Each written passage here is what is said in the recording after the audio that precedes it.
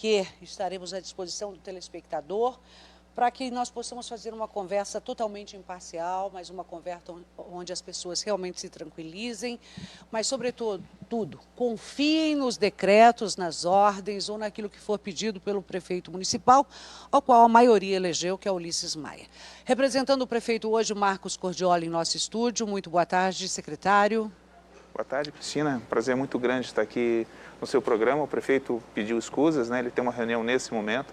Está tratando aí com uma série de questões que nós estamos envolvidos agora com o consórcio nacional para compra de vacinas. Maringá vai realmente comprar a vacina? Maringá vai sim. Nós já fizemos consultas a alguns laboratórios, formalmente. Havia um problema legal, né, porque esses laboratórios, num primeiro momento, se dispuseram a vender apenas para governos nacionais, então era o governo brasileiro. Mas nós procuramos tanto um laboratório chinês, o Sinovac, quanto o laboratório indiano, que está produzindo a vacina de Oxford. E em ambos, nós enviamos uma correspondência, formalizamos um pedido, dizendo que, em havendo a possibilidade legal de ser comercializado com o governo municipal, a Prefeitura de Maringá era candidata a isso. E, de fato, fomos aceitos a essa condição. Estávamos atentos aí às decisões do STF e também às decisões do Congresso Nacional, que está com legislação nessa linha, mas a Frente Nacional dos Prefeitos constituiu um consórcio nacional, o maior consórcio que já existiu nesse país de municípios. Né? É a união de todo mundo. É a união de todo mundo. E nós enviamos já para a Câmara dos Vereadores um projeto de lei pedindo autorização, porque precisamos ser autorizados pela Câmara, né?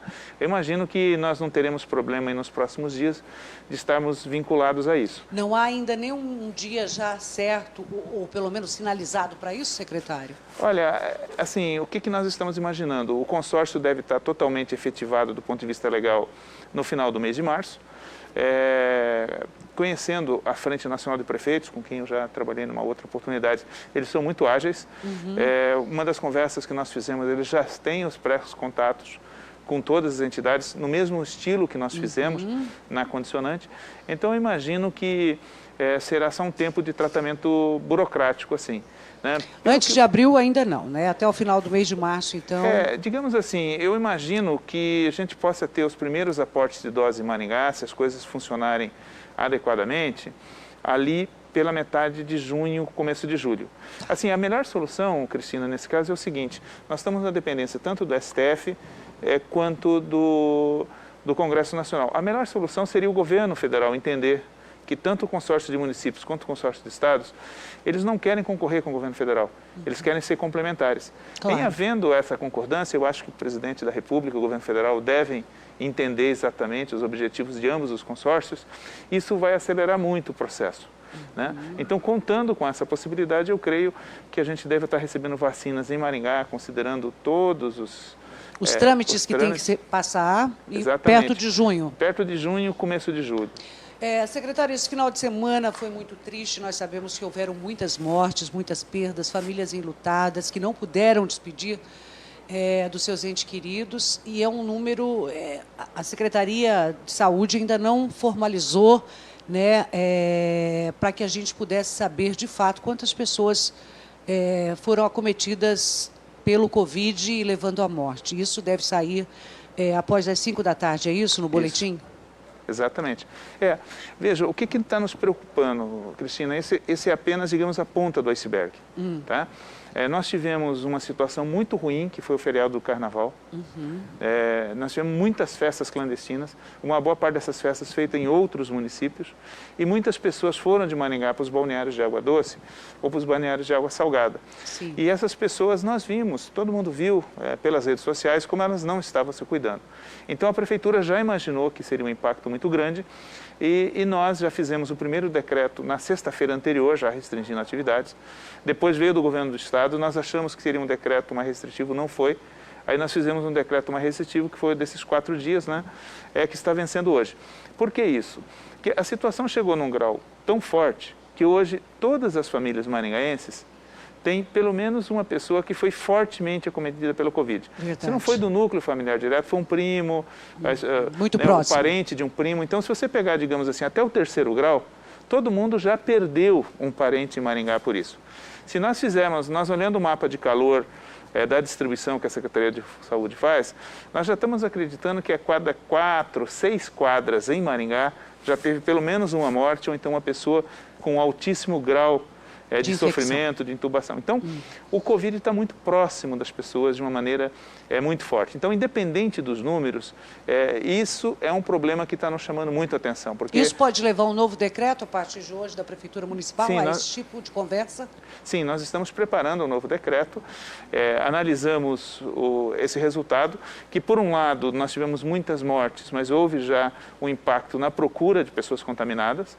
Então, essa semana de alta restrição nossa foi boa. Esse final de semana, embora em alguns lugares da cidade nós tivemos um movimento bastante alto, mas eu mesmo percorri o centro, alguns bairros do Anel Central, fui até o aeroporto, fui em alguns bairros mais populares da cidade e percebi que em alguns lugares você tinha um movimento alto, mas em alguns lugares tinha um movimento muito baixo. Então, o nível de consciência da população aumentou bastante, embora o nosso principal inimigo ainda é a falta de consciência das pessoas. Foram muitas autuações esse final de semana, secretário? Esse final de semana foram bem poucas autuações comparada com os outros, tá? Mas o que nos mostrou foi o lado positivo da coisa. Ou seja, isso que importa. Assim, a diminuição das pessoas, o apoio que nós recebemos nas redes sociais foi muito alto, né? Então, nós sentimos que houve uma mudança de impacto. A população de maringaense, obviamente, na sua grande maioria, ela é consciente. O problema são pequenos grupos que não são conscientes. É como a história da festa clandestina. Um jovem vai a essa festa clandestina, participa, ele volta. Quando ele se encontra com a sua família ou seu local de trabalho, ele contamina várias pessoas. Secretário, você tem em mãos, ou sabe, pelo menos do dizer, quantas pessoas hoje aguardam por UTI em Maringá ou não? Olha, de certa forma, a questão da UTI, nós estamos enfrentando esse problema de uma maneira bastante adequada, tá? O que ocorre? O nosso sistema particular e filantrópico, esse de fato chegou no limite, assim, nós estamos muito no limite deles. O hospital universitário também está trabalhando no limite. Só que nós da Prefeitura adotamos um sistema bastante diferente do que outras cidades adotaram e se mostrou como sendo um sistema muito eficiente. Então, o que nós fizemos? No primeiro momento, nós transformamos uma ala muito grande do Hospital Municipal em aula Covid. Obviamente que com o crescimento, o hospital totalmente foi tomado pelo Covid. Então você tinha UTIs Covid, enfermarias Covid. Quando nós chegamos no limite desse hospital, nós transferimos essas atividades para a UPA Zona Sul gradativamente. Ocupamos tanto a policlínica quanto a própria UPA. Quando nós ocupamos, nesse caso ainda nós temos lá 5 UTIs Covid, que nós transferimos do Hospital Municipal para lá, e ocupamos também as enfermarias num padrão Covid. O que nós estamos dizendo isso? Que a pessoa que está numa enfermaria do Complexo Municipal de Saúde, ela tem um tratamento similar ao da UTI. Ela tem ventilador, ela tem toda a medicação intravenosa, tem acompanhamento de médicos e enfermeiros de alta qualificação, né? Então, ele está tão protegido quanto se ele estivesse dentro de uma UTI. Né? Obviamente que isso tem uma pequena diferença, mas do ponto de vista prático nós conseguimos isso. Mas isso diminuiu? Não tem então gente na fila de espera? Não, exatamente. Isso fez com que uma grande quantidade de pessoas que em outros hospitais tradicionais fossem para a UTI, acabaram sendo atendidos com o padrão UTI no nosso complexo. E agora nós estendemos isso também para a UPA Norte. Isso fez com que a gente transformasse a UBS Quebec numa UPA e, se precisar, nós vamos expandir mais ainda. Né? Nós não queremos, evidentemente, que tenha mais. Nós estamos lutando muito para frear a disseminação. Mas, se precisar, Maringá pode atender todo mundo. Isso é bem melhor e foi bem mais prático e bem mais eficiente do que um hospital de campanha. Porque se você pega um outro lugar qualquer, como alguns pegaram, como por exemplo, ginásio de esportes, ou mesmo que nós pegássemos aqui... O Chico Neto. O Chico Neto, por exemplo, ou mesmo o Hospital da Criança, né, que já tem lá uma estrutura construída relativamente boa. Mas você tem que ter um transformador de energia suficiente para manter aquilo, você tem que ter o tratamento do esgoto, você tem que ter retirada de todos os dejetos médicos que existem naquele lugar. Então, é um impacto, e depois você tem que ter todo um equipamento, todo um mobiliário, né, todo um design interno de organização que é muito complicado. Secretário, uma das grandes perguntas e questionamentos que eu acompanhei pelas redes sociais, e eu estou fazendo perguntas que você de casa talvez gostaria de fazer, Houveram tempo suficiente, de março do ano passado até agora, para destinar os recursos recebidos pela Prefeitura para se fazer um hospital de campanha. E por que é que não foi feito? Eu gostaria da sua explicação para o nosso público em casa. Não, veja, o Ministério não destinou dinheiro para fazer hospital de campanha. Não era direcionado a isso? Não, o dinheiro era para o Covid. O dinheiro era destinado para atacar o Covid. O que nós fizemos? Como eu estava te falando, em vez de fazer um hospital de campanha, que a gente teria que construir toda uma estrutura, nós fomos usando as estruturas das UPAs, porque as estruturas das UPAs estão prontas. Certo. Elas têm canalização de oxigênio, elas têm tanque de O2, elas têm o tratamento adequado do esgoto, enfim, ela está pronta. Então nós não precisamos, e todo mundo que fez o hospital de campanha, em algum momento recuou e reconheceu que não foi a melhor situação.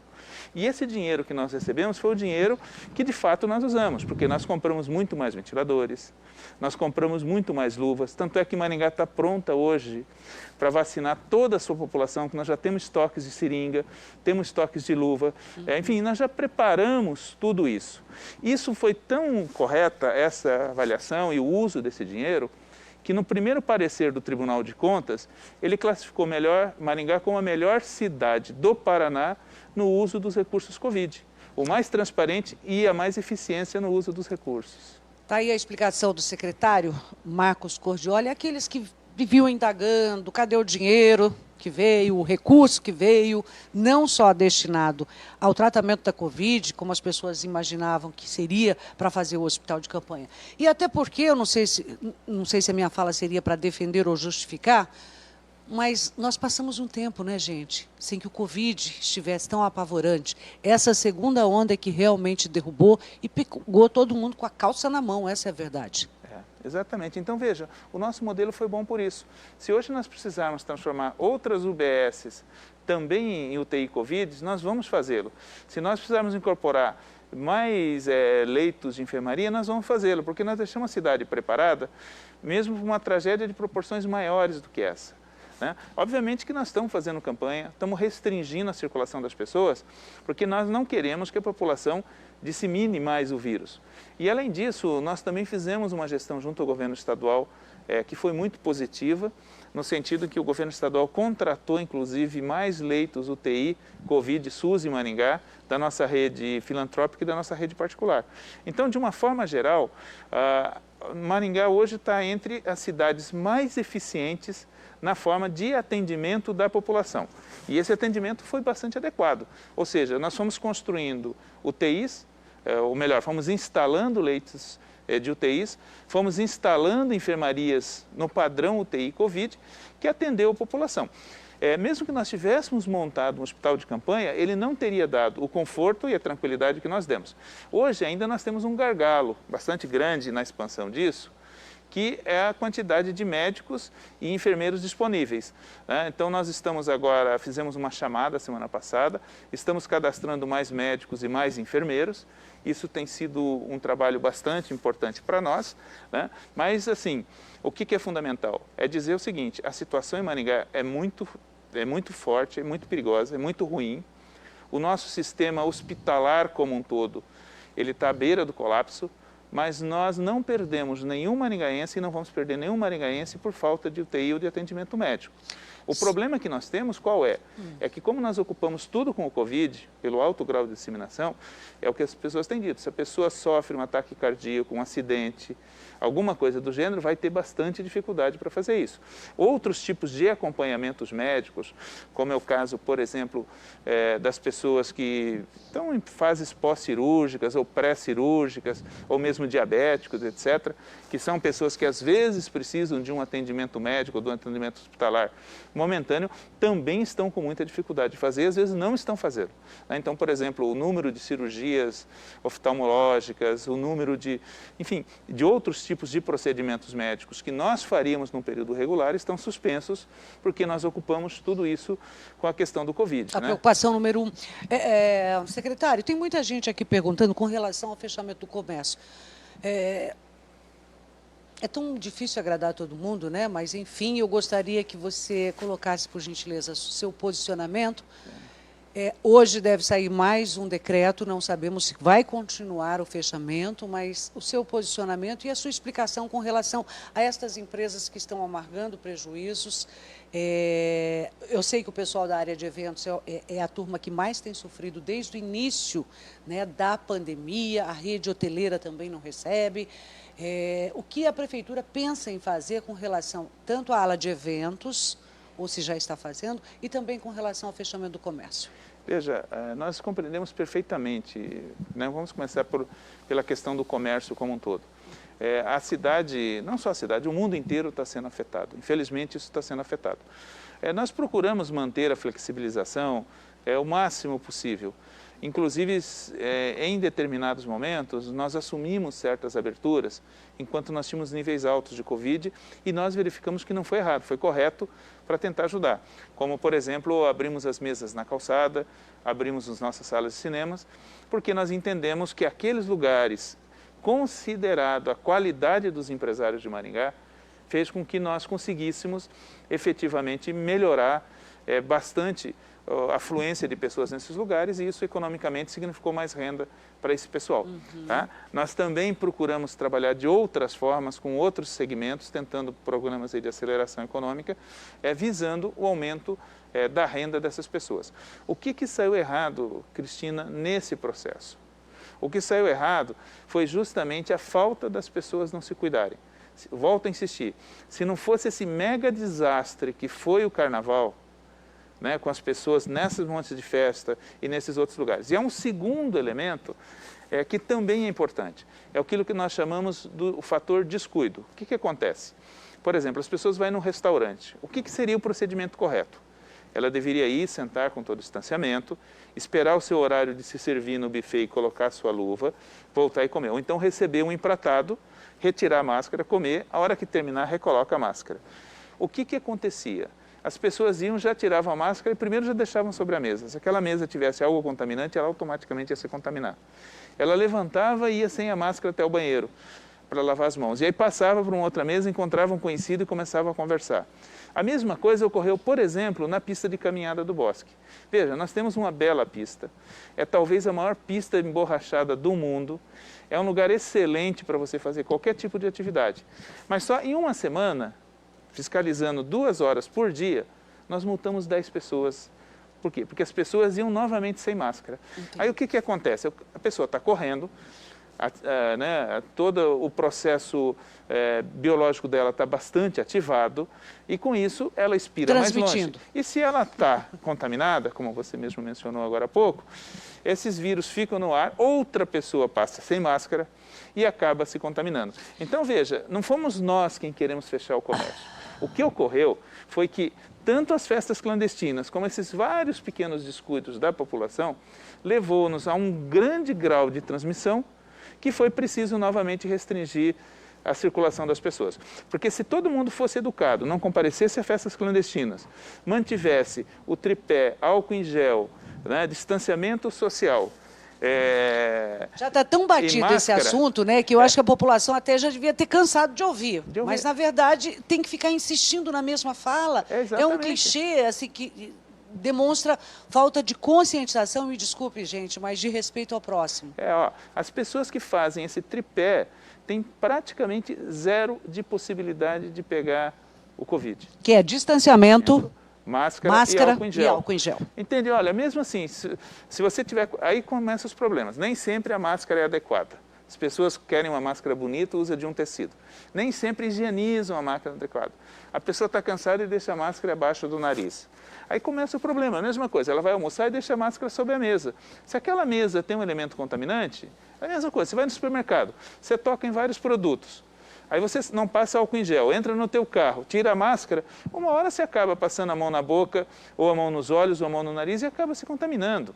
Entende? Então, volto a insistir nisso, não é a prefeitura que quer fechar. A prefeitura quer proteger a vida, a prefeitura está protegendo a população.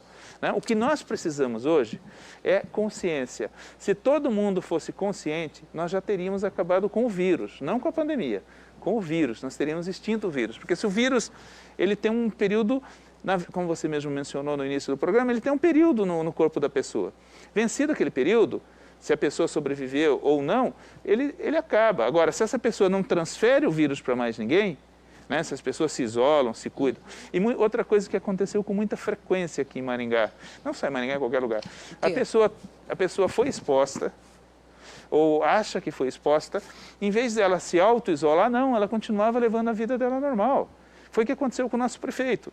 Ele teve um convívio com várias pessoas, num determinado momento ele chegou à conclusão que ele poderia ter sido exposto. Qual foi a primeira atitude dele? Foi para casa. Ele foi se isolar. Por quê? Porque ele não queria contaminar as outras pessoas, né? E esse que é o grande problema. Às vezes as pessoas estão sob suspeita e até não sair o resultado, elas não se isolam. E é nesse período em que elas estão contaminando as pessoas. Espalhando. Eu não tenho mais tempo, mas assim, eu só tenho que agradecer a presença aqui no programa hoje do secretário, né? O Marcos Cordioli, ele que é secretário da Inovação, Aceleração Econômica e também Turismo e Comunicação de Maringá, passando um pouquinho para a população algumas medidas e podem esperar logo mais à tarde, de acordo com o secretário, mais um novo decreto. Não sabemos se haverá algum tipo de flexibilização ou endurecimento. Aí cabe à prefeitura, com seus números, analisar e cabe a gente, como cidadão, cumprir, mas cumprir com responsabilidade, gente. Não adianta depois cobrar se tem dinheiro ou não, se tem respirador ou não, porque às vezes uma pessoa, mesmo com respirador, já não tem mais jeito, né? Vai morrer do mesmo jeito. Secretário, muitíssimo obrigada. Mais alguma colocação para os maringaenses? Não, sou eu quem te agradece muito o teu trabalho. Você está sempre aí esclarecendo a população, né? Hoje mesmo está o Luiz Jorge, que é um médico aqui bastante importante da nossa cidade, uma pessoa porque eu tenho uma hora preço, ajudou muito. Daqui a pouco meu ele pai, fala aos nossos telespectadores. Né, meu pai passou por um determinado problema de saúde e ele nos ajudou muito. E acho que esse tipo de situação, Cristina, é o que nós precisamos. Estamos de todo mundo se unindo, né? E o espaço que você nos dá outras pessoas aqui, é uma contribuição muito importante para esclarecer a nossa população e efetivamente nós vencemos o vírus e a pandemia. Obrigada, secretário.